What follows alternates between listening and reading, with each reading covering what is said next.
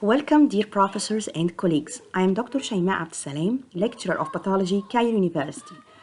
During this session, we'll talk about reflux esophagitis. Reflux esophagitis is the most common cause of esophagitis affecting adults over the age of 40, occasionally children. It's an esophageal mucosal injury occurs secondary to retrograde reflux of gastric contents into the esophagus, clinically referred as GERD. The reflux disease involves the distal 8 to 10 cm of the esophagus and the gastroesophageal junction. Reflux esophagitis occurs due to decreased efficiency of esophageal anti-reflux mechanisms, especially the lower esophageal tone, the lower esophageal sphincter, which is a primary barrier to the reflux. Risk factors include alcohol and other CNS depressants, delayed gastric emptying, hypothyroidism, pregnancy, sliding hiatal hernia, and tobacco. All these risk factors cause relaxation of the lower esophageal sphincter, and thus the gastric contents or the acidic gastric contents become refluxed to the lower end of the esophagus, causing reflux esophagitis.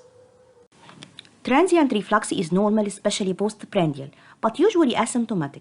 When threshold exceeded, GERD occurs. The main critical point in pathophysiology of this disease is impairment of reparative capacity of esophageal mucosa due to chronic exposure to gastric juices. The extent of symptoms is proportional to the frequency and duration of reflux events. Diagnosis of reflux esophagitis. There are several tests that can be used to diagnose esophagitis. Number 1, upper endoscopy. A test in which a long flexible Leyden tube called an endoscope is used to view the esophagus. Number 2, biopsy. During endoscopy, a small sample of the esophageal tissue is removed and then sent to a lab to be examined under a microscope. Number 3, barium swallow. During this procedure, X-rays are taken of the esophagus after drinking a barium solution. Barium coats the lining of the esophagus and shows up white on X-ray. This enables doctors to view certain abnormalities of the esophagus. The endoscopic findings in GERD range from normal esophageal mucosa to hyperemia, erosions, and ulceration.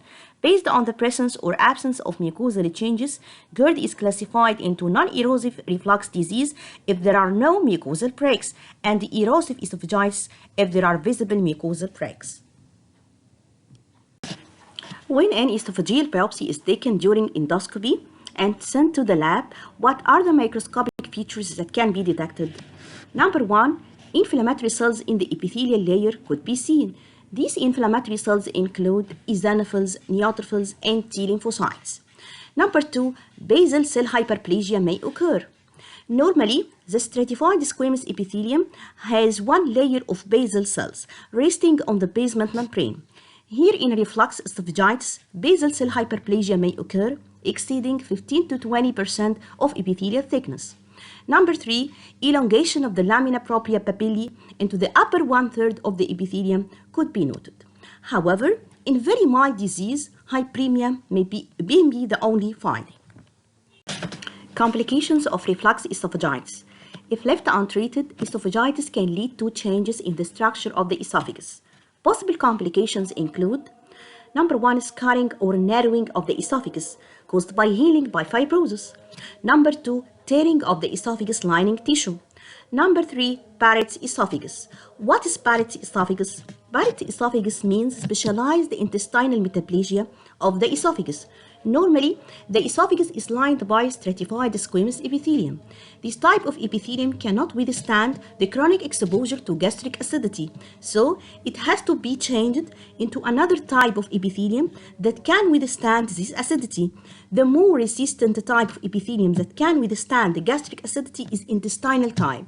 So if this occurs, it is called Barrett's esophagus. Barrett's esophagus increases the risk of esophageal cancer.